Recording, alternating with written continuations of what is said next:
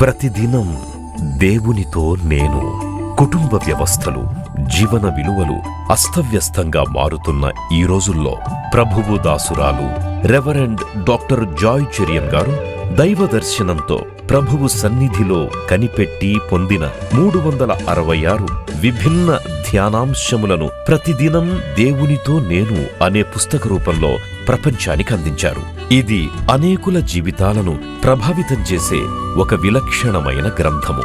పరిశుద్ధాత్మ దేవుడు ఈ పుస్తకమును పఠించే ప్రతి ఒక్కరిని స్పృశించి శక్తితో నింపునుగాక. ఈ పుస్తకాలిప్పుడు అందరికీ అందుబాటులో ఉన్నాయి. ఈ నూతన సంవత్సరంలో దీనిని మీరు ధ్యానించండి, మీ బంధుమిత్రులకు ఆత్మీయ బహుమతిగా అందించండి. పుస్తక ప్రతుల కొరకు సంప్రదించవలసిన ఫోన్ నంబర్లు 9550504718, 9030757571. దేవుని బిడ్డలందరికీ ప్రభు దాసుల మీకు శుభములు తెలియజేస్తున్నాను. చెవులు గింగురుమనే వార్త, ఏమని వార్త వచ్చిందంటే వివాహేతర సంబంధం నేరము కాదా అంటే ఎంత గుండె గుబేలమేమనిపించింది. అంటే ఏమైపోతుంది, ఇక కుటుంబాలు ఏమైపోతుంది, భార్యాభర్తల అనుబంధం ఏమవుతుంది, మరి భార్య ఒక దారి భర్త ఒక దారి పోతే పిల్లలు ఏమవుతారు. మరి కొన్ని రోజుల ముందు మరొక చట్టం వచ్చింది కదా, అదేంటంటే స్వలింగ సంపర్కము నేరము కాదు, gay sex is not a crime. అంటే ఇవన్నీ చెల్లిపోతుందని సుప్రీంకోర్టు హిస్టారిక్ జడ్జ్మెంట్ చేసింది. పరిశుద్ధ గ్రంథంలో ఉన్న మాటలన్నీ నెరవేరుతుందండి. Everything is happening according to the Bible scriptures. అంత్యకాలములు అపాయకరమైన జనం. మరి అక్రమం ఏమవుతుంది అన్నాడు ప్రభు. విస్తరిస్తుందా లేదా? ఇది అక్రమం కాదా? నడి రోడ్లో మరి 24 ఏళ్ళ ఒక యువకుని గొడ్డలితో నరికి ఏం చేసినారు, చంపారు. మరి ఇప్పుడు చట్టం అంటుంది వివాహేతర సంబంధం మరి అది చెల్లిపోతుందని. కానీ ఎక్కడ చెల్లుతుంది? వాక్యమే చెల్లుతుంది. పాపంకి వచ్చే జీతం ఏంటి? అదే చెల్లుతుంది చివరికి. అది చాలా జ్ఞాపకం పెట్టుకోవాలి మీరు. దాని గురించి కొన్ని మాటలు మీతో చెప్పాలని అనుకుంటున్నాను. పాపం తప్పకుండా ఎక్కడ చెల్లదు. పరిశుద్ధ గ్రంథానికి ఉన్న మరి ఈ నియమాలకు విరుద్ధంగా ఉన్న చట్టాలు మన చెవులకు వినబడుతుంది. కానీ మనము ఈ లోకంలో ఉన్నాము, మనం ప్రత్యేకింపబడిన వారము. దేవుని స్తోత్రం అనడం. బురదలో తామరలాగా ఉన్నాం అన్నమాట. యేసు ప్రభువును అంగీకరించిన మనమందరం కూడా ఈ లోకం పోకట్లో మనం కొట్టుకొని పోవడం లేదు. నాకు చాలా బాధ కలిగింది ఇవన్నీ విన్నప్పుడు. చదివినాను పేపర్లో. అప్పుడు గుండె అంతా చాలా కుమిలిపోయినట్టు, ఏంటిది ఇలాగ, మరి ఇంకా పరిశుద్ధ గ్రంథం ఎత్తుకొని మేము ఏం బోధించాలి, చట్టాలే ఇలా ఉన్నప్పుడు మరి ఏమి నీతి కార్యాలు బోధించాలి? అది ఎంత మట్టుకు అంటే నాకు పరిశుద్ధాత్ముడు బలపరిచినాడు.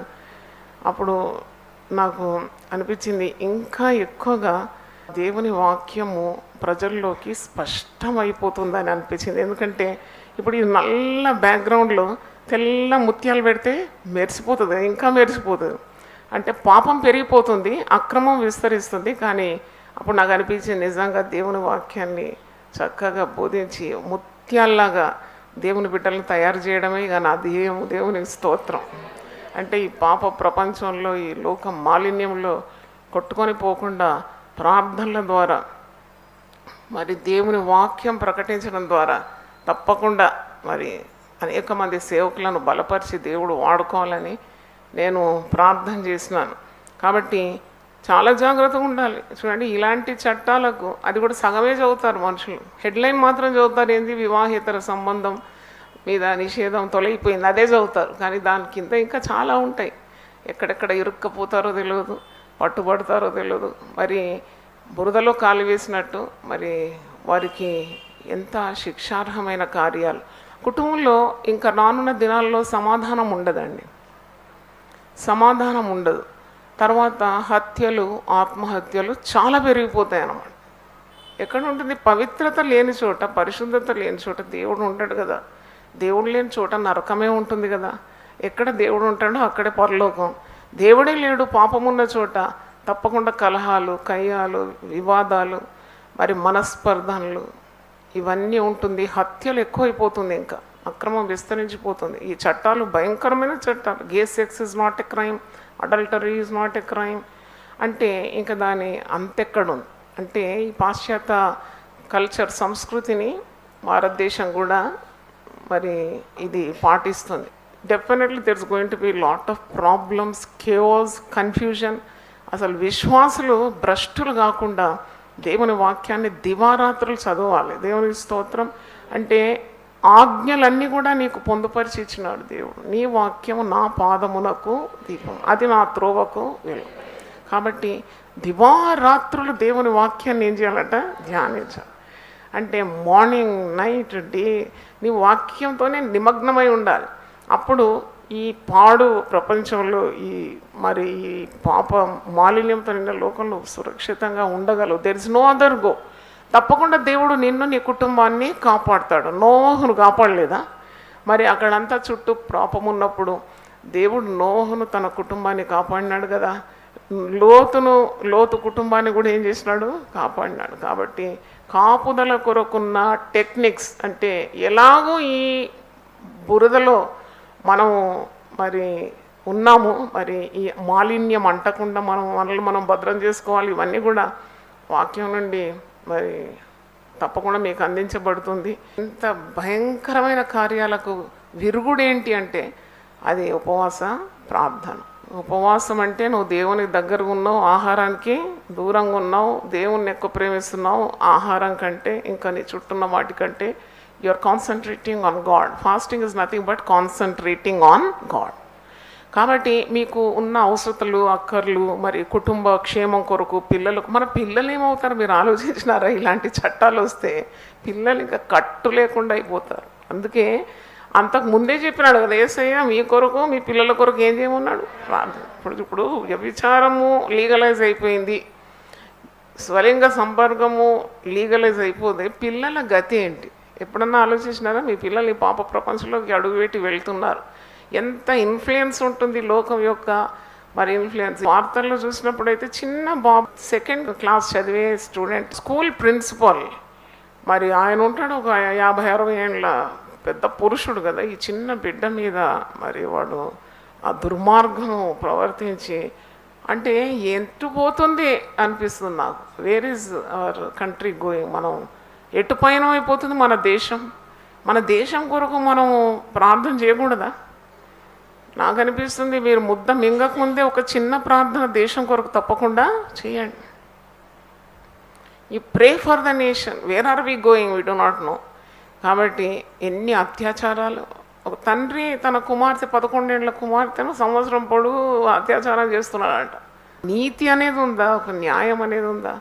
కాబట్టి మనం అందరం కలిసి మన దేశం కొరకు ప్రార్థన చేద్దాం. మీకు మనసు కలిసిన వాళ్ళతో కలిసి ఏక మనసుతో ప్రార్థన చేయండి. It's time to pray, it's time to fast. ఇంకా మీరు వాయిదా వేయకూడదు. మీ కుటుంబాల్లో దేవుడు తప్పకుండా తన కనికరాన్ని కుమ్మరిస్తాడు. చెయ్యనుద్దేశించిన కీడు ఏం చేస్తాడు? కొట్టేస్తాడు. దేవుని ఉగ్రత ఆగిపోతుంది. మీ బిడ్డలు క్షేమంగా ఉంటారు.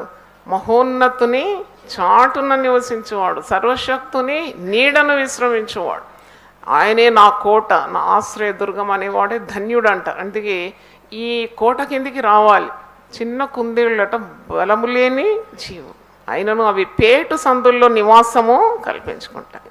చిన్న కుందేళ్ళు కొమ్ములు లేవు, కూరలు లేవు, గిట్టలు లేవు, ముళ్ళు లేదు, ఒంటి మీద పళ్ళు లేవు, ఏది లేదు. కానీ క్రూరమైన సింహాలు వేటాడుతూ వస్తున్నప్పుడు పరిగెత్తి బండ సందులోకి వెళ్ళిపోతుంది. ఇక ఏ మృగం కానీ ఏ జంతువు కానీ ఏది కానీ దాన్ని ముట్టలేదు, వచ్చి గీరుకోవాలంతే. బండ మీద గీరి గోర్లన్నీ ఊడిపోవాలి, కానీ అది మాత్రం వేట చిక్కదనమాట. దేవుని స్తోత్రం, హల్లెలూయా. సామెతలు 30:26లో ఆ మాట ఉంది, గమనించండి. అలాగే దేవుని బిడ్డలకు ప్రార్థన అనే బండ ఉన్నది, ఉపవాస ప్రార్థన అనే బండ. ఆ బండ కిందికి రావాలి. మరి ఇది ఒక సమూహ ప్రార్థన. అంటే ఉపవాస ప్రార్థన ఒంటరిగా చేయొచ్చు, ఏకాంతంగా చేయొచ్చు, గొల్లం పెట్టుకొని ఒంటరిగా కూడా చేయొచ్చు. కానీ ఎప్పుడైనా కానీ మాస్ ప్రేయర్లో, సమూహ ప్రార్థనలో చాలా శక్తి ఉంటుంది, చాలా శక్తి ఉంటుంది. ఇప్పుడు ఒక దొంగ వచ్చినాడు, నేను ఒంటరిగా ఉన్నాను. ఒంటరిగా నేను అటాక్ చేయడం కంటే మీరందరు నాతో కలిసి అటాక్ చేస్తే పరారైపోతాడు కదా, వాడు భయపడిపోతాడు. అంటే అలాగుంటుంది సమూహ ప్రార్థన. అందరు కలిసి ఏక కంఠంతో దేవుని దగ్గర మొరపెట్టడం సమూహ, కార్పొరేట్ ప్రేయర్ అని ఇంగ్లీష్లో అంటారు. కాబట్టి ఈ ఉపవాస ప్రార్థన దినాల్లో మనం దేశం కొరకు తప్పకుండా ప్రార్థన చేయాలి. అలాగే మీ కుటుంబాల్లో రక్షణ పొందని వారు ఉంటారు చాలామంది. ఆ రక్షణ పొందని వారి కొరకు ప్రార్థన చేయాలి. You have to pray for the unsaved people in your house. వాళ్ళు ఎందుకు నరకం పోవాలి? నువ్వు పరలోకంలో ఉన్నప్పుడు వారు నరకంలో మరి అగ్నిగుండంలో మండాలనా? కానే కాదు. కాబట్టి తప్పకుండా రక్షణ లేని వారి కొరకు నువ్వు ప్రార్థన చేయడం నీ వంతు బాధ్యత. మనం సుఖంగాను క్షేమంగాను ఉండాలంటే మనం ఏం చేయాలి? ప్రభుత్వం కొరకు, పాలకుల కొరకు ఏం చేయాలి? ప్రార్థన చేయాలి. అలాగే మరి పాస్టర్స్ కొరకు ప్రార్థన చేయాలి.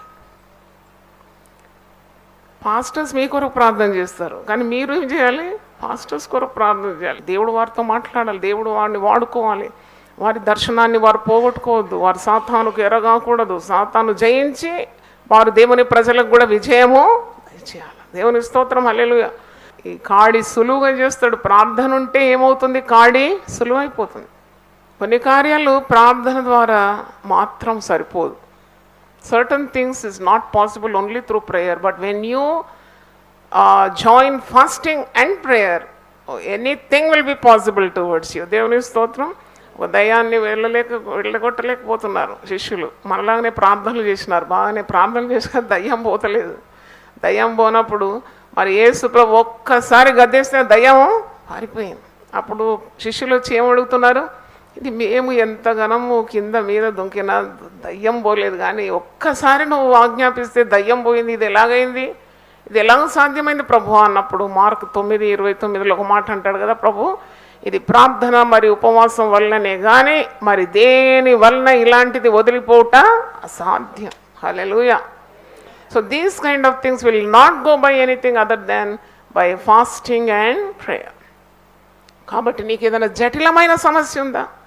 Is they anything? సంతానం లేదు పిల్లలకు, లేక పెళ్ళిళ్ళు కాలేదు పిల్లలకు, లేక సొంత ఇల్లు లేదు, రక్షణ లేదు, లేకుంటే ఆరోగ్యం లేదు, లేక వైద్యులు భయపెట్టే రోగము నీకు చుట్టుకుంది, ఏదో సమస్య ఉంది, ల్యాండ్ డీల్ ఉంది, కోర్టు కేసు ఉంది, పోలీసు కేసు ఉంది, ఇవన్నీ ఉంటే ఇవన్నీ కూడా కూకటి వ్రేళ్లతో దేవుడు ఏం చేస్తాడు?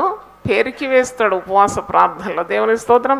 దీనికి ఏదైనా ఆధారాలు ఉన్నాయా పరిశుద్ధ గ్రంథంలో అంటే ఆధారం చూపెడతాను. లూకా సువార్త 17:5 నుండి చదువుతున్నాను. అపోస్తలులు మా విశ్వాసం వృద్ధి పొందించమని ప్రభుతో చెప్పగా, ప్రభు మీరు ఆవగింజ అంత విశ్వాసము గలవారైతే ఈ కంబళి చెట్టును చూచి నీవు వేళ్లతో కూడా పల్లగింపబడి సముద్రంలో నాటబడమని చెప్పినప్పుడు అది మీకు లోపడం. వేళ్లతో కూడా అంటే ఆ వేళ్లతో సహా కంబళి చెట్టు పెకిలింపబడి సముద్రంలో నాటబడాలి అని మీరు ఒకవేళ ఆజ్ఞాపిస్తే, విశ్వాసంతో ప్రార్థనతో ఉపవాసంతో ఆజ్ఞాపిస్తే అది తప్పకుండా జరుగుతుందండి. అంటే కూకటి వ్రేళ్లతో ఈ కంబళి చెట్టు పెకిలింపబడాలంటే సాధ్యమైంది కాదు. అది కంబళి చెట్టు అంటే చాలా నెట్వర్క్ ఉంటుంది అన్నమాట. దాని రూట్స్ అన్నీ కొన్ని మైళ్ళ దూరము మరి వ్యాపించి ఉంటుంది. అది ఇట్లా పీకితే రాదు అది. కానీ విశ్వాసంతో అసాధ్యమైన కార్యాలు నీకు సాధ్యం.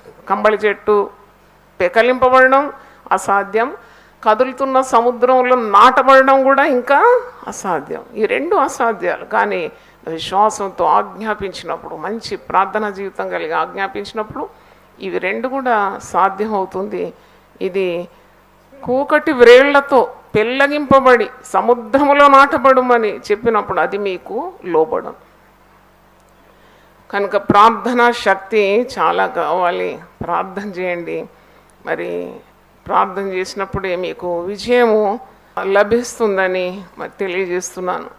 ఎలాగో ప్రార్థన చేయాలి, ఉపవాసం నేను ఎలాగ ఉండాలి అన్నప్పుడు మరి కొన్ని రకాల ఫాస్టింగ్ ప్రేయర్ మీకు చెప్తాను. చాలా చెప్పాను ఇంతకుముందు కూడా. నార్మల్ ఫాస్ట్ ఉంది, అదేంటంటే నీవు ఘనమైన ఆహారం బదులుగా లిక్విడ్స్ తీసుకుంటున్నావు, ధ్రువ పదార్థాలు తీసుకొని నీ శరీరాన్ని కొద్దిగా అదుపులో ఉంచుకొని దేవుని మీద ఏకాగ్రత చూపెడుతున్నావు, ప్రార్థనలో ఎక్కువగా నీవు గడుపుతున్నావు. అది నార్మల్ ఫాస్ట్.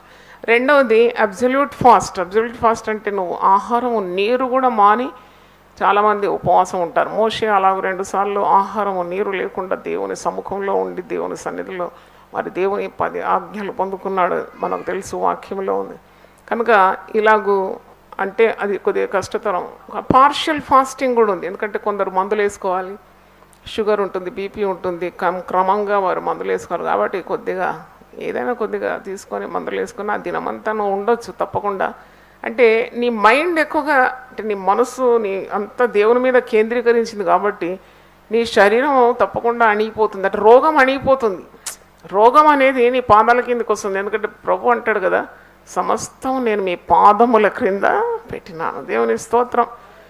మేము సమాధానకర్తకు మరి దేవుడు సాతాను మీ కాళ్ళ క్రింద ఏం చేస్తాడట, చీతక త్రొక్కిస్తాడు. ఊరికే బిక్కు మరి అన్నిటికీ భయపడుతూ ఉంటే దయ్యం ఎక్కి కూర్చుంటుంది, నెత్తి మీద కూర్చుంటుంది, గుండెలో గూడు కట్టుకొని కూర్చుంటుంది. భయపడద్దు, ఎదిరించాలన్నమాట. దేవునికి లోబడి ఉండు, అపవాదిని ఏం చేయాలి, ఎదిరించాలి. అప్పుడు వాడు మీ యొద్ద నుండి పారిపోతాడు. దేవుని స్తోత్రం, హల్లెలూయా.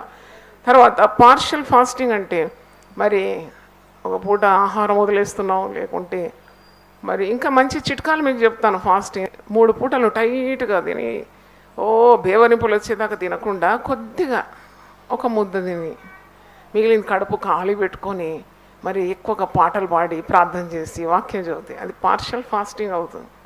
తర్వాత నీకు ఇష్టమైన కొన్ని ఫుడ్స్ అవాయిడ్ చేయడం, అది కూడా ఫాస్టింగ్. ఎందుకంటే నీకు చాలా ఇష్టం, ఏమి ఇష్టం, బిర్యానీ అది ఇష్టం, ఇది ఇష్టం, చికెన్ ఫ్రై ఇష్టం, మటన్ ఇష్టం, అంటే అవన్నీ కూడా నువ్వు ప్రభు పేరట, అంటే ప్రభు సన్నిధిలో నిన్ను నీవు తగ్గించుకోవడానికి అవి ఏం చేస్తున్నావు, మానేస్తున్నావు.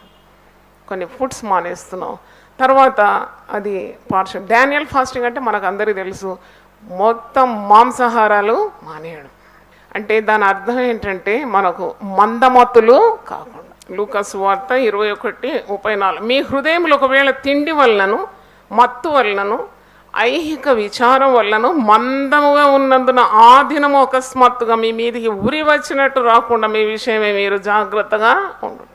ఆ దినము భూమి అందంతటా నివసించు వారందరి మీదకి అకస్మాత్తుగా వచ్చును. వీటన్నిటిని వీటిని ఎల్లను తప్పించుకొని మనుష్య కుమారుని ఎదుట నిలబడటకు శక్తిగల వారగినట్లు ఎల్లప్పుడూ ప్రార్థన చేయొచ్చు, మెలకువగా ఉండు. అంటే మరి ప్రభు మాటికి చెప్పినాడు, మెలకువగా ఉండాలి, ప్రార్థన చేయాలి, ఉపవసించాలి. అలాగూ Daniel fasting is very good. శాకాహారం మాత్రం తిని ప్రార్థనకు శక్తి లేకుండా కావద్దు. Just keep your self alive, అంటే జస్ట్ నేను మితంగా తినడం, ఎక్కువగా ప్రార్థనలో గడపడం. అసలు ఆ తిండి మీద ఉన్న ధ్యాసనే పోవాలి. ఒక్క పూట కూటి కొరకు భ్రష్టుడైన ఏశావు. దేవుడట యాకోబును ప్రేమించినాడంట, కానీ ఏశావును ఏం చేసినాడు, ద్వేషించినాడు. యాకోబు మోసగాడు, అసలు మోసగాడని యాకోబునైనా ప్రేమించినాడట, కానీ జ్యేష్ఠత్వపు హక్కును ఒక్క పూట కూటి కొరకు కోల్పోయిన ఏశావు అంటే దేవునికి ఏమవుతుందట, ద్వేషం. ఆయనకి ఇష్టం, కోపం వచ్చేసిందట. ఏశావును దేవుడు ద్వేషించినాడు. కాబట్టి ఒక పూట కోటి, ఒక ప్లేట్ అన్నం పక్కన పెట్టేయండి, అంతే. చాలా రుచికరంగా మీకు ఆహారం కనబడ్డా అది ఎవరికన్నా పువర్ పీపుల్కి ఇచ్చేయండి, పేదవారికి ఇచ్చేయండి. ఇంత ఆశీర్వాదం. బీదలను కనికరించేవాడు ధన్యుడు. యెహోవాకు అప్పించువాడు వాని మేలు ప్రతిగా దేవుడు ఏం చేస్తాడంట, తిరిగి మేలు అతనికి దయచేస్తాడని వాక్యంలో ఉంది. కాబట్టి శరీర సంబంధమైన కార్యాలకు కూడా దూరం ఉంటే చాలా మంచిది. అది మరి చాలామంది అలా ఫాస్ట్ చేస్తారు. మరి శరీరాన్ని వారు నలగొట్టుకుంటారు. పౌలు భక్తుడు అంటాడు కదా, 1 కొరింథీ 9:27, గాలిని కొట్టినట్లు నేను పోట్లాడటలేదు, కానీ ఒకవేళ ఇతరులకు ప్రకటించిన తర్వాత నేనే భ్రష్టుడనైపోదునేమో అని నా శరీరమును నలగగొట్టి దానిని లోపరుచుకొనుచున్నాను. అంటే నిగ్రహ శక్తి అన్నమాట. నిగ్రహ శక్తి. ఉపవాస ప్రార్థన చేసే వారికి నిగ్రహ శక్తి ఎక్కువ అవుతూ ఉంటుంది అన్నమాట. రోజుకి ఎక్కువైపోతుంది. మొదటి రోజు మీకు కొద్దిగా అలసట అనిపిస్తుంది, 2వ రోజు, 3వ రోజు నుండి అలవాటు అయిపోతుంది. దేవుని స్తోత్రం, హల్లెలూయా. ఎందుకంటే నువ్వు దేవుని సన్నిధిలో ఉంటావు కదా, యూ గెట్ దట్ పవర్ అన్నమాట. ఈ శక్తి, ఆరోగ్యం కొత్తగా వచ్చేస్తుంది. ఎందుకంటే వాక్యంలో ఉంది కదా, యెహోవా కొరకు ఎదురు చూచి వారు ఏం బలం పొందుతారు అంటే దేవుని దగ్గర you become close to God. కాబట్టి నీకేం పెద్ద సమస్యలన్నీ చాలా చిన్నగా కనబడతాయి. The higher you rise, the problems will look smaller and smaller.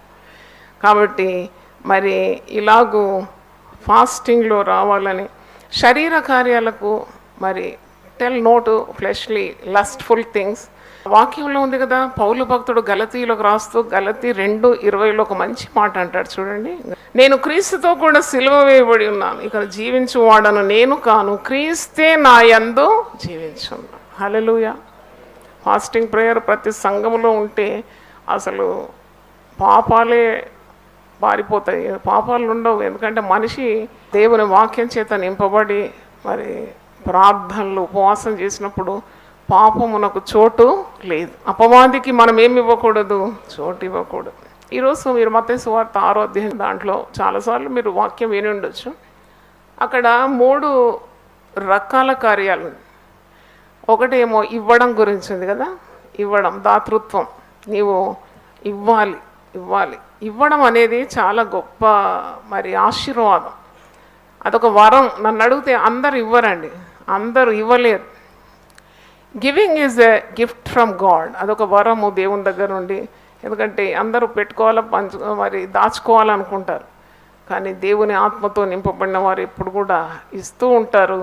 మత్తయి సువార్త 6వ అధ్యాయంలో ఇక్కడ ధర్మము చేయనప్పుడు మనుషుల వల్ల ఘనత ఉండాలని వేషధారులు సమాజ మందిరంలోను వీధుల్లోనూ చేయలాగా నీ ముందర బూర ఊదవద్దు, వారు తమ ఫలం పొంది ఉన్నారని నిశ్చయంగా మీతో చెప్తున్నాను. నువ్వు ధర్మం చేయనప్పుడు ధర్మము రహస్యముగా ఉండు నిమిత్తం నీ కుడి చేయి చేయనది నీ ఎడమ చేతికి తెలియకుండా వలను. అంటే రహస్య ఆయుధాలు అనిపించింది నాకు ఈ అధ్యాయం చదివినప్పుడు. రహస్య ఆయుధం చూడండి. సాతాను, మనం ఎవరితో పోట్లాడుతున్నాం ప్రతిరోజు? మీ ఆయనతో పోట్లాడుతున్నావా, మీ పిల్లలతో పోట్లాడుతున్నావా, మీ భార్యతో కాదు అసలు. అవన్నీ we are not fighting with the flesh, we are fighting against the dark spirits, evil spirits. మనం పోరాడినది శరీర సంబంధులతో కాదు, దురాత్మ సమూహాలతో మనం పోరాడుతున్నాం. అంటే ఈవిల్ స్పిరిట్స్ అన్నమాట. అవి మనల్ని పాడు చేసి మన దారికి అడ్డుగా ఆటంగా మనం చేసే ప్రయత్నాలని విఫలం చేయడానికి, మనల్ని కృంగదీయడానికి ఎప్పుడు అవి పనిచేస్తూ ఉంటాయి. వాటి మీద అధికారం కావాలంటే ఏంటి? ఇవన్నీ రహస్యమైన ఆయుధాలు అన్నమాట. Giving is one of the secret weapons. అందుకే అంటాడు, నీవు కుడి చేతితో చేసేది కూడా నువ్వు ఎడమ చేతికి తెలియనియక. అంటే దాని అర్థం ఏంటంటే నీవు రహస్యంగా మంచి పనులు చేయాలి. అందరి మీద బూర ఓది నేను ఇది చేసిన అది చేసిన టీవీలు వేసుకుంటారు కదా, దాన ధర్మం చేసేది అంత ఫోటోలు వేసుకుంటారు, ఓ పిక్చర్ చేసుకుంటారు, అంత వాళ్ళ ఫలం లేదు వాళ్ళకు. అందుకే అంటాడు ప్రభు అంటాడు, మేము అది చేసిన మీరు అసలు ఎవరో కూడా నాకు తెలియదు. నా యుద్ధ నుండి అక్రమము చేయవాళ్ళని జీడంటే మంచి పనులు చేసినాం, రోగులను బాగా చేసినాం, దయ్యాలను నిలగొట్టినాం, అన్ని మంచి పనులు లేదు. అక్రమం చేయవాళ్ళ మీరు నా యుద్ధ నుండి తెలియదు. అంటే దేవుని నియమాల ప్రకారం వారు చేయలేదు, అంటే దేవుని చిత్తాన్ని నెరవేర్చలేదు. వారు సొంత పేరు కీర్తి కొరకు వారు చేసిన కార్యాలు దేవుని దగ్గర చెల్లవు. అందుకే ఇది ఒక రహస్యమైన పని. మంచి పనులు ఎప్పుడు రహస్యంగా చేయాలి, అప్పుడు దానికి చాలా ఫలం ఉంటుంది. ఒక్క మంచి పని చేసి ఊరంతా చాటించుకుంటారు కదా చాలామంది. మా అమ్మ కోళ్ళను పెంచేది. అయితే కోడి మొట్టమొదట గుడ్డు ఇంత పెద్ద గుడ్డే వేయదు, అది చాలా చిన్న గుడ్డు వేస్తుంది, ఫస్ట్ గుడ్డు అనమాట.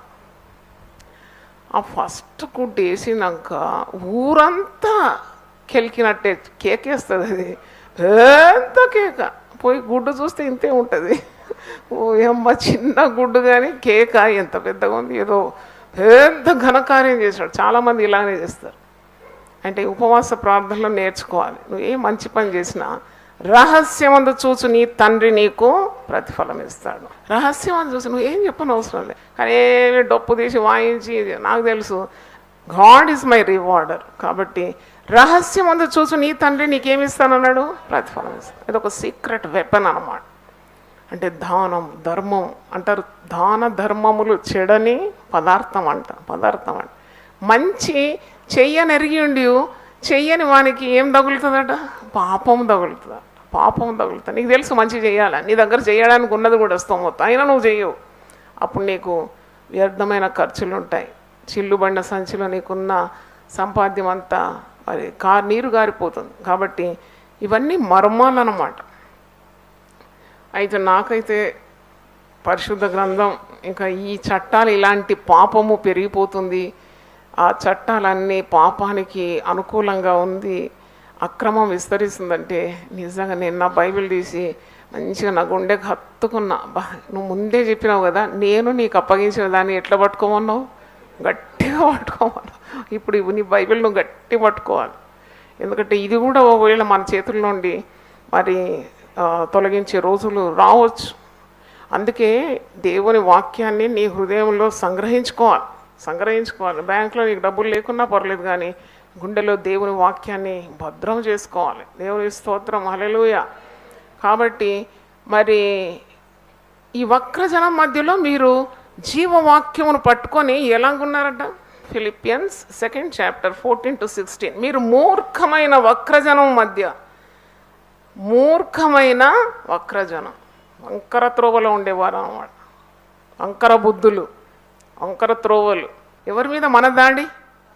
సాతాను వారి అనుచరులతో వారిని బంధించి పారద్రోలు అనుకున్న ఆయుధాలు దేవుడు మనకి ఇచ్చినాడు అనమాట. అందుకే ఈ వాక్యం చదవండి, ఫిలిప్పీ 2:14-16. మీరు మూర్ఖమైన వక్రజనము మధ్య నిరపరాధులను, నిష్కళంకులను, అనింద్యులనైన దేవుని కుమారులగునట్లు సణుగులను, సంశయములను మాని సమస్త కార్యములను చేయుడు.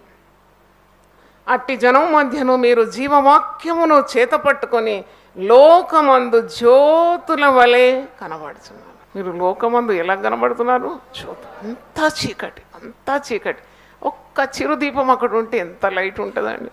ఒక్క ట్యూబ్ లైట్ అక్కడ ఉందంటే ఎంత దూరం వెళ్ళిపోతుంది దాని కిరణాలు కదా. అందుకే మనము లోకానికి ఏమై ఉన్నాము? హల్లెలూయా. ఎందుకంటే నేను లోకానికి వెలుగై ఉన్నాను. హల్లెలూయా. నేను ఉపవాసం చేయగలను, నేను లోకమునకు ఉప్పై ఉన్నాను. హల్లెలూయా. ఉప్పై ఉన్నావు నువ్వు. ఉప్పు లేకుంటే నిలువ ఉండదు. పచ్చడి బాగా పెట్టినావు, కష్టపడి చెమట గారిచి పచ్చడి పెట్టిన తర్వాత ఉప్పేయడం మర్చిపోతే 2 రోజుల్లో ఏమవుతుంది పచ్చడి? మనం లోకానికి ఏమై ఉన్నాం? చెడిపోయే లోకంలో లోక ప్రజలు చెడిపోకుండా మనల్ని దేవుడు ఏం చేసినాడు? ఉప్పుగా చేసినాడు. చప్పట్లు కొట్టి దేవుని స్తుతిద్దాం. ఏదైనా నిలువ ఉండాలంటే ఉప్పేయాలి. అందుకే అన్నాడు భయంకరమైన చీకటి చూడము లోకమును ఏం గమ్ముతుంది? చీకటి. ఎప్పుడో చెప్పినాడు 1000 సంవత్సరాల ముందు ప్రవక్త యెషయా 60. చూడము లోకమును చీకటి కమ్ము, నువ్వు లెమ్ము తేజరు, రైజ్ అండ్ షైన్. నీకున్న వెలుగు నువ్వు దాచిపెట్టొద్దు, నీకున్న అలక్ష్యం చేయొద్దు, నీకున్న తలాంతులు పాతిపెట్టొద్దు. ఎత్తిపట్టుకో. లోకం చీకటి అమ్ముతుంది. ఎక్కడ చూసిన అంధకారము, వ్యభిచారము, దొంగతనము, అక్రమము, అవినీతి కార్యాలు ఇవన్నీ ఉన్నాయి. చుట్టూ అలముకుంటుంది. నీకు ఇచ్చిన వెలిగేది మంచం కింద పెట్టుకుంటావా, కొంచెం కింద పెట్టుకుంటావా? ఎత్తి దీపస్తంభం మీద పెట్టు. హల్లెలూయా. ఇక రానున్న దినాల్లో మనమంతా చాలా విలువైన ప్రజలం అయిపోతాం. దేవుని స్తోత్రం. ముత్యంలాగా మెరుస్తాం అనమాట మనం. ఎందుకంటే చీకటి బ్యాక్గ్రౌండ్లో మనం మెరిసిపోతూ ఉంటాం. అందుకే పౌలు భక్తుడు మరి ముందే అంటున్నాడు, అట్టి జనం మధ్యన మీరు జీవవాక్యమును చేతపట్టుకొని లోకమందు ఎలా కనబడుతున్నారు? జ్యోతుల వలె కనబడుతున్నారు. హల్లెలూయా. అందువలన నేను వ్యర్థముగా పరిగెత్తలేదా నీవు, నేను పడిన కష్టం నిష్ప్రయోజనం కాలేదా నీవు, క్రీస్తు దినమున నాకు అతిశయ కారణము కలవు. పరిశుద్ధాత్ముడు నన్ను బలపరిచినాడు. దేవుని స్తోత్రం. ఇంకొన్న రోజుల్లో అందరూ తారల వల్ల మెరిసిపోతారు. దేవుని స్తోత్రం. ఎందుకంటే అంత అవినీతి ప్రజల మధ్యలో దేవుని వాక్యము, హల్లెలూయా, ఆకాశము భూమి గతించిపోయిన దేవుని మాటల్లో ఏ మార్పు ఎప్పుడు జరగదు. దీనికి విరోధంగా ఏ నియమము లేదు. ఆత్మకు విరోధంగా ఏ నియమం లేదంటే, ఎందుకంటే ఆత్మను అనుసరిస్తే నువ్వు ఏ పాపము చేయవు. కాబట్టి దేవుని వాక్యము శ్రద్ధగా చక్కగా మరి వినాలి, గ్రహించాలి. ఏదో వినన్నట్టు కాకుండా ప్రతి మాటను పట్టుకోవాలి. దేవుడు అప్పగించిన దాన్ని గట్టిగా పట్టుకోవాలి. దేవుడు ఇచ్చిన పనిని సరిగా చేయాలి, ఉపవసించాలి. ఇక్కడ మత్తయి సువార్త 6వ అధ్యాయంలో 3 కార్యాలు ఉంది. ఒకటి దానము, ధర్మము చేయనప్పుడు రహస్యంగా రహస్యమైన ఆయుధమై ఉన్నది. రెండవది రహస్యంగా ప్రార్థన చేయి. అంటే ప్రార్థనలు చాలా రకాలు ఉంటాయి. There are so many types of prayer. నేను ఇంతకుముందు చెప్పిన సమూహ ప్రార్థన, కార్పొరేట్ ప్రేయర్ అంటే సంఘముగా వచ్చి సంఘం అంతా అత్యాసక్తితో ప్రార్థన చేసినప్పుడు సంఖ్యలు ఏమైనాయి? ఊడిపడ్డాయి. అదే దానియేలైతే ఏకాంతంగా యెరూషలేము తట్టు కిటికీలు తెరిచి మోకాళ్ళ నుండి ముమ్మారు దేవునికి ప్రార్థన చేస్తూ స్తుతిస్తూ వచ్చినాడు. అది ఏకాంత ప్రార్థన. మళ్ళీ యేసుప్రభు అంటాడు, 2-3 కలిసి నా పేరట మీరు కూడుకుంటే నేను అక్కడ వచ్చేస్తాను, 2 ఏకీభవించి ఏది అడిగినా నేను దాన్ని ఇస్తాను. ఇవన్నీ టైప్స్ ఆఫ్ ప్రేయర్. మరి ఇక్కడ ఏకాంత ప్రార్థన గురించి చెప్తున్నాడు అనమాట. ఈ ప్రార్థన కూడా రహస్యంగా నువ్వు చేస్తున్నావు. ఆ రహస్యమైన ప్రార్థనకు పరస్యంగా దేవుడు నీకు ప్రతిఫలం ఇస్తాడు. ఇవన్నీ రహస్యమైన ఆయుధాలు అన్నమాట. Secret weapons against the devil and it's forces. సాతాను యొక్క అనుచరులు, దురాత్మ సమూహాలకు ఎదురుగా ఉన్న ఆయుధాలు ఇవన్నీ. అదే నువ్వు గొల్లం పెట్టుకొని ప్రార్థన చేస్తున్నావు. హృదయం అంతా వేదన భారం ఉన్నప్పుడు గొల్లం పెట్టుకుంటున్నావు, ప్రార్థన చేసి ప్రభు అంటున్నాడు, నీవు ప్రార్థన చేయనప్పుడు నువ్వు గదిలోనికి వెళ్ళి రహస్యమందున నీ తండ్రికి ప్రార్థన చేయము, అప్పుడు రహస్యమందు చూచు నీ తండ్రి నీకేమిస్తున్నాడు ప్రతిఫలం. ప్రార్థన లేకుంటే శోధనలో నిలబడలేరు మీరు. ప్రార్థన బాగా అలవాటు చేసుకోవాలి. కానీ దేవునితో నువ్వు ఎప్పుడు కూడా చక్కగా బంధం కలిగి ఉంటే మరి ఇంకా ఈ పాడు ప్రపంచంలో బ్రతకడానికి ఉన్న జ్ఞానాన్ని పొందుకుంటావు. దేవుని స్తోత్రం. దేవుని ధర్మశాస్త్రము నీ హృదయంలో ఉన్నది, నీ అడుగులు జారవు. హల్లెలూయా. చూడండి, ఇప్పుడు నీ అడుగులు ఎక్కడైందంటే ఈ చట్టం వలన వాళ్ళు ఏం చేసినారంటే నీ పాదాల కింద నాచు పెట్టేసినారు. అంతా గ్రీజీ పాత్. అంతే, నువ్వు జూయమని సారిపోతావు, పడతావు, నెత్తి బలుగుతుంది, కుటుంబం అంతా పాడైపోతుంది. తర్వాత నీకు విరుద్ధంగా మరి కార్యాలు జరిగిపోతాయి, శిక్షకు కూడా పాత్రుడు అయిపోతావు. ఎన్నెన్ని ఇబ్బందులండి. అదే నీవు దేవుని వాక్యాన్ని పఠిస్తే దివారాత్రులు దేవుని వాక్యము ధ్యానించేవాడు.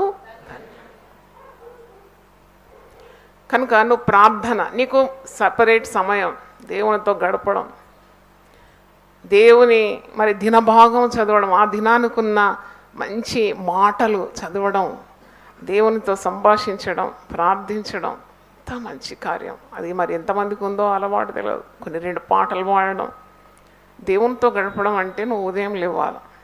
ఉదయం లేచే పిట్టకు పుట్టెడు పురుగులు దొరుకుతాయి తెలుసా మీకు? The early bird will catch the. సుఖాసక్తి గల స్త్రీలారా మీరు లేచి యెహోవా మాట వినండి. అంటే గడ్డు రోజులు వచ్చేసినాయి, ఇంకా నువ్వు ఇంక ఇలాగుంటే వీలు కాదు. కాబట్టి ప్రార్థనా జీవితం కావాలి, కోరుకో. ఒక సహోదరి నాతో అంటుంది, అమ్మ అసలు ఎంత ప్రార్థన చేసినా ప్రార్థన రాదమ్మా నాకు అంటుంది. ఇంకొక ఆమె అంటుంది, నాకు అసలు కన్నీరే రాదమ్మా. బా. ఇంకొక ఆమె అంటుంది, ఉపవాసం చేయడం నా వల్ల కాదమ్మా.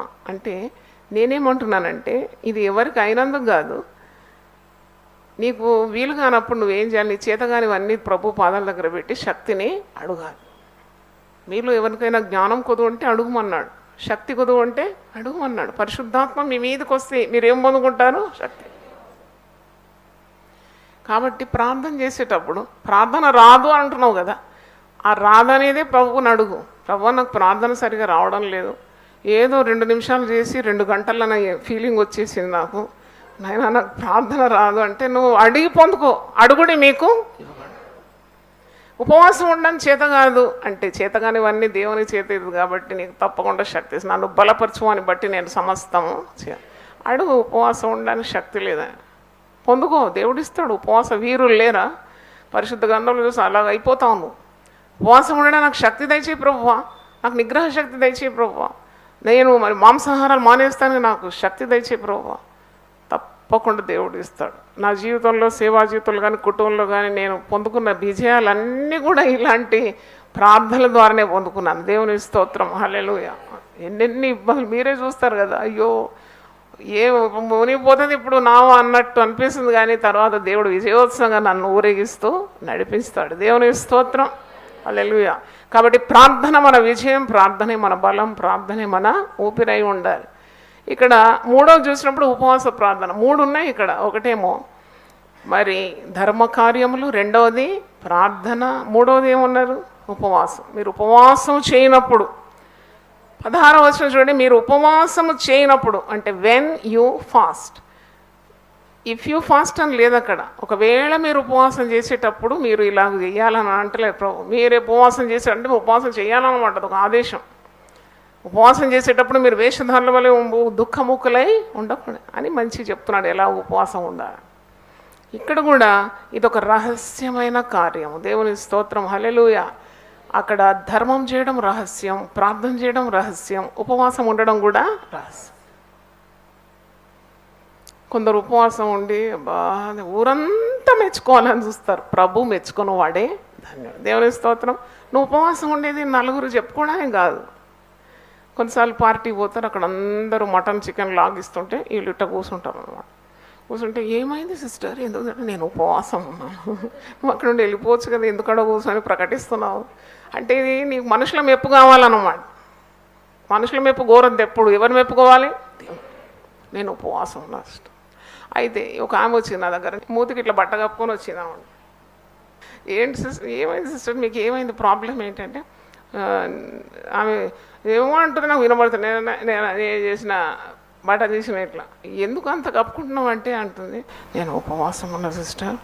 ఎన్ని రోజులైంది అంటే 10 రోజుల నుండి ఉపవాసం, 10 రోజుల నుండి పండ్లేదు అవ్వలేదంట. అయినా నువ్వు బట్ట కప్పుకోవడమే మంచిది, నువ్వు నా దగ్గరకు వచ్చి ఉన్న జర్మ్స్ అంతా నాకు అంటియకుండా బట్ట కప్పుకోవడం మంచి. కప్పుకోమ్మా కప్పుకో. ఆమెకు బట్ట కప్పుకోవడం ఎవరు నేర్చు, అసలు పరిశుద్ధ గ్రంథంలో అలా ఉందా? ముఖం కడుక్కోమన్నాడు యేసయ్య. వారు తమ ముఖములను వికారం చేసుకుందరు, వారు తమ ఫలము పొంది ఉన్నారని నిశ్చయంగా మీతో చెప్తున్నాను. ఉపవాసం చేసినట్టు మనుషులు కనబడవల్లని కాక రహస్యమందున నీ తండ్రి కనబడవల్లని నీ ఉపవాసం చేయనప్పుడు నీ తల అంటుకో. యేసయ్యకి ఇంత శ్రద్ధ నా మన మీద. తల అంటుకోమంటున్నాడు, నూనె పెట్టుకోమంటున్నాడు తలకు.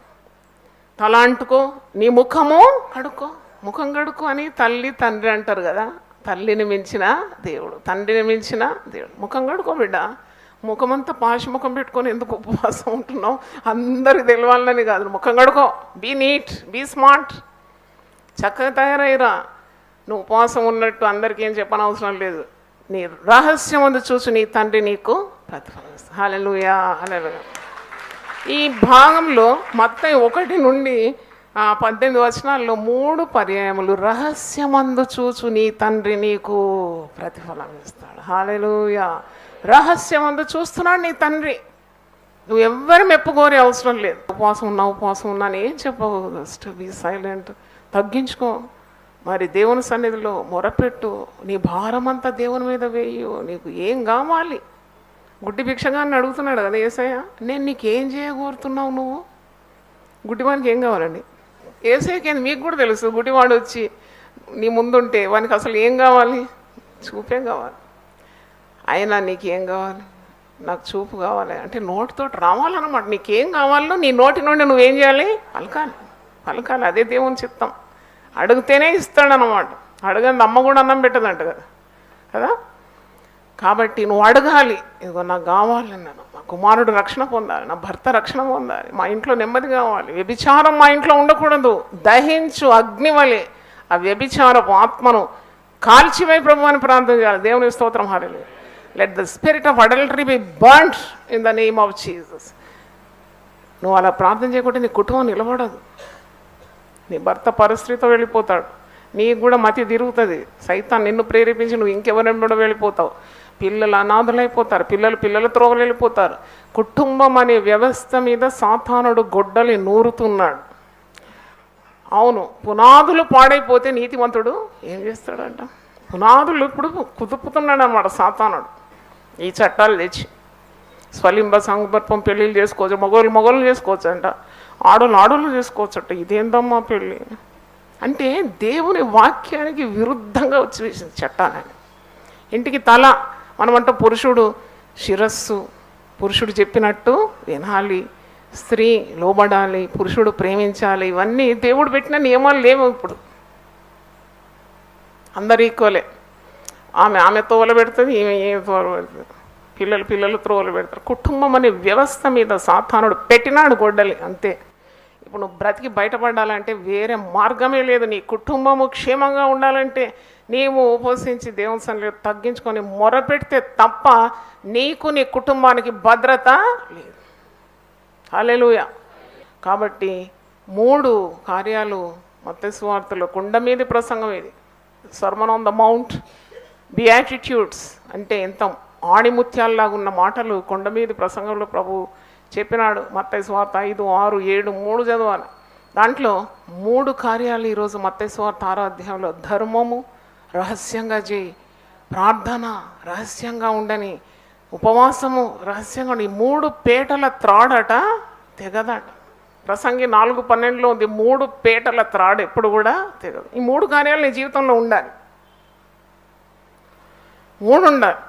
ప్రేమతో ఇతరులను ఆదరించాలి, పేదలను కనికరించాలి, అవన్నీ బయట ఏం చెప్పుకోవద్దు, సీక్రెట్గా చేసుకోవాలా. రెండవది ఏం చేయాలా? ప్రార్థనలు చేయాలి. మూడవది ఉపవసించి ప్రార్థించాలి. ఇవన్నిటికీ చాలా ఫలము దేవుని సన్నిధిలో ఉంది. పరలోక రాజ్యం మీ మధ్యలోనే ఉందంటాడు యేసుప్రభు. ఒక మంచి మాట అంటాడు, పరలోక రాజ్యం కొరకు మీరు వెతుకుతున్నారా? పరలోక రాజ్యము మీ మధ్యలోనే ఉన్నది. The kingdom of God is within you. లూకా సువార్త 17:20. దేవుని రాజ్యం ఎప్పుడు వచ్చునని పరిసయ్యులు అడుగుతున్నారు. ఆయన అడుగుతున్నప్పుడు ఆయన దేవుని రాజ్యం ప్రత్యక్షంగా రాదు, ఎందుకనగా ఇదిగో దేవుని రాజ్యము మీ మధ్యనే ఉన్నది. హల్లెలూయా. ఇదిగో ఇక్కడని అదిగో అక్కడని చెప్పి వీలు పడదని వారికి ఉత్తరం ఇచ్చాను. పరిసయ్యులు అడుగుతున్నారు, మరి దేవుని రాజ్యం ఎప్పుడు వస్తుందయ్యా అని అడిగినప్పుడు, దేవుని రాజ్యము ఎప్పుడో వస్తుందని కాదు, దేవుని రాజ్యం మీ మధ్యలోనే ఉన్నది. You have to enjoy the kingdom of God. ఈ పరలోక రాజ్యాన్ని అనుభవించాలి. ఎందుకంటే రాజు ఎక్కడ ఉంటాడో రాజ్యం అక్కడ ఉంటుంది. అవునా కదా? యేసురాజు ఉన్న చోటనే యేసురాజ్యం కూడా ఉంటుంది. హల్లెలూయా. యేసురాజ్యంలో ఆకలి ఉండదు, దప్పిక ఉండదు. యేసురాజ్యంలో భయం ఉండదు, భీతి ఉండదు. యేసురాజ్యంలో కలవరం ఉండదు, కయ్యాలు ఉండదు, కలహం ఉండదు, మరి ఏ బాధ భీతి ఉండదు కదా. యేసురాజ్యంలో నిత్య సంతోషం. మనం అనేక అంశాలు ప్రార్థనలు పెట్టి ప్రార్థన చేయాలి. దేవుని స్తోత్రం. దేవుడు ప్రజలందరి ఎదుట అద్భుతములను కనపరుస్తాడు. దేవుని స్తోత్రం. హల్లెలూయా. అద్భుతాలు, మహత్తరమైన కార్యాలు, సూచక్రియలు, వింత కార్యాలు కూడా దేవుడు చేస్తాడు. మరి నాకైతే విశ్వాసం ఉంది, వివాహం కాని వారికి దేవుడు మంచి జతలను ఇస్తాడు, శ్రేష్టమైన ఉద్యోగాలు ఇస్తాడు, సంతానం లేని వారిని గర్భములు దేవుడు తెరుస్తాడు, విడిపోయిన కుటుంబాలు కట్టబడుతుంది. పవిత్రమైన మార్గంలో మరి మీరు రాబోతున్నారు. రోజుల వాక్యం ద్వారా మీరు అద్భుతంగా కడగబడతారు. దేవుని స్తోత్రం. హల్లెలూయా. ఒక జిడ్డు గిన్నె తీసి 40 సార్లు దోమితే ఎట్లుంటుందండి కదా? కొందరు స్త్రీలు బిందె దోముతారు, చింతపండు తీసి రాకుతారు కదా బాగా, ఇక మళ్ళీ మీ ముఖాలు కనబడతాయి దాంట్లో. అలాగూ వాక్యం చేత చక్కగా కడగబడి, పరిశుద్ధపరచబడి, పవిత్రపరచబడి, దేవునికి సమీపంగా మరి మన మనవులన్నీ కూడా ఏపాటివండి. దేవునితో ఏకమైనాక ఇక మన మనవులు ఏపాటివి, అవన్నీ వాటంతర వాడి అవి జరిగిపోతూ ఉంటాయి. దేవుని స్తోత్రం. కొన్ని కార్యాలు మరి దేవుడే నీ జీవితం నుండి పెకిలించి, అంటే నీకు అసాధ్యమైంది కొన్ని రోగాలు తొలగిపోవాలంటే కూకటి వ్రేళ్లతో పెరికి వేస్తాడు రోగాన్ని. దేవుని స్తోత్రం. ఒకవేళ క్యాన్సర్ రానున్నదేమో, కానీ దేవుడు ఏం చేశాడు? ఈ 40 రోజుల్లో కూకటి వ్రేళ్లతో, ఆ కమ్మళి వృక్షం ఎలాగో కూకటి వ్రేళ్లతో పెకిలింపబడి మరి ఎత్తబడి సముద్రంలో పడవేయబడింది. అలాగే కొన్ని జటిలమైన సమస్యలు నీకు వీలు కాదు, ఐ కాంట్ అంటావు కదా, నాకు వీలు కాదు, నీకు వీలుగా అన్నంత దేవునికి సాధ్యం. దేవుని స్తోత్రం. Nothing will be impossible to God. ప్రార్థన చేద్దాం. నీ వాక్యం ఎంతో గొప్పది, ఉపవాసం ఎంతో గొప్పది. ఇది ప్రార్థన మరి ఉపవాసం వల్లనే కానీ ఇలాంటివి వదిలిపోవట సాధ్యమని మార్కు 9:29 మేము చూస్తున్నాం. అవును ప్రభువా, రహస్యమైన ఆయుధాలు మాకు ఇచ్చినావు తండ్రి. ఆ ఆయుధాల చేత శత్రు సమూహాన్ని జయించడానికి, చీకటి శక్తులను అంతమొందించడానికి, దురాత్మ సమూహములను ఓడించడానికి మాకు ఇచ్చిన ఈ ఆయుధాల కొరకు వందనాలు చెల్లిస్తున్నాను. ప్రార్థన మరి ఉపవాసం మిళితమైనప్పుడే జటిలమైన సమస్యలు అణిగిపోతుంది కనుక నీకు వందనాలు. కూకటి వ్రేళ్లతో నువ్వు పెకిలించి పారవేస్తావు తండ్రి, నీకు వందనాలు.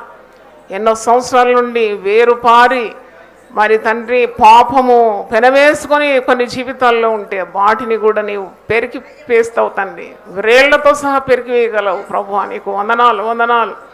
ఆయన అసాధ్యమైన కార్యాలు సాధ్యం చేసే దేవుడు అయి ఉన్నావు తండ్రి, నీకు స్తోత్రం. నేను ఎప్పుడు దేవుని సన్నిధికి వెళ్ళాలి, నేను ఎప్పుడు ఉపవాస ప్రార్థనలో నేను మరి పాలు పొందాలి, ఎప్పుడు నా మనవులన్నీ తెలియజేయాలి, ఎప్పుడు నా హృదయాన్ని దేవుని సన్నిధిలో కుమ్మరించుకోవాలని ఆసక్తితో పరుగులు తీసుకొని జనాలు ఇక్కడ రావాలి. నేను అవును తండ్రి, మాకు దిక్కేది ప్రభువా, నీవే మాకు దిక్కై ఉన్న దేవుడు.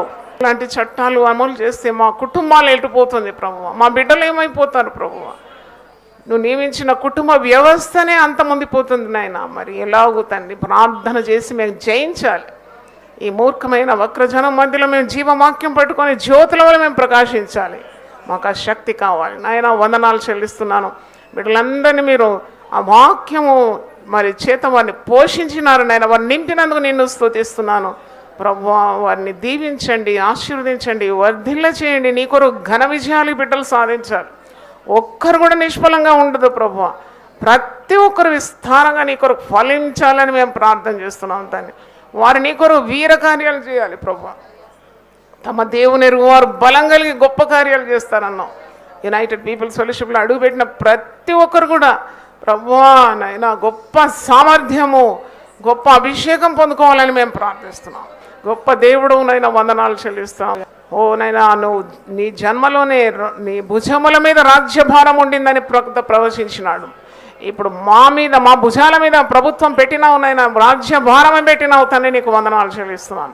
దేశమును పాడు చేయకున్నట్లు బద్దలైన సందులు నిల్చుండి విజ్ఞాపన చేయడానికి మమ్మల్ని మీరు ఏర్పరచుకున్నది వందనాలు చెల్లిస్తున్నాను. అనేక మంది యవనస్తులతో నువ్వు మాట్లాడి ఉన్నావు తండ్రి. నీకు వందనాలు చేస్తున్నావు. యవన స్త్రీలతో మీరు మాట్లాడినారు తండ్రి. వృద్ధులతో మాట్లాడినారు ప్రభు. నీకు వందనాలు. ప్రతి ఒక్కరితో నీ వాక్యము సూటిగా మాట్లాడింది కనుక నేను స్తుతిస్తున్నాను ఆయన. వారిని ప్రేరేపించినందుకు వందనాలు చెల్లిస్తున్నాను. ఆశీర్వదించమని, చేతులెత్తి దీవించమని యేసు నామములో అడుగుతున్నాను తండ్రి. ఆమేన్. హల్లెలూయా. దేవుడు మనల్ని సమృద్ధిగా దీవించునుగాక. ప్రతిదినం దేవునితో నేను. కుటుంబ వ్యవస్థలు, జీవన విలువలు అస్తవ్యస్తంగా మారుతున్న ఈ రోజుల్లో ప్రభువు దాసురాలు రెవరెండ్ డాక్టర్ జాయ్ చెరియన్ గారు దైవ దర్శనంతో ప్రభువు సన్నిధిలో కనిపెట్టి పొందిన 366 విభిన్న ధ్యానాంశములను ప్రతిదినం దేవునితో నేను అనే పుస్తక రూపంలో ప్రపంచానికి అందించారు. ఇది అనేకుల జీవితాలను ప్రభావితం చేసే ఒక విలక్షణమైన గ్రంథము. పరిశుద్ధాత్మ దేవుడు ఈ పుస్తకమును పఠించే ప్రతి ఒక్కరిని స్పృశించి శక్తితో నింపునుగాక. ఈ పుస్తకాలిప్పుడు అందరికీ అందుబాటులో ఉన్నాయి. ఈ నూతన సంవత్సరంలో దీనిని మీరు ధ్యానించండి. మీ బంధుమిత్రులకు ఆత్మీయ బహుమతిగా అందించండి. పుస్తక ప్రతుల కొరకు సంప్రదించవలసిన ఫోన్ నంబర్లు 9550504718, 9030757571.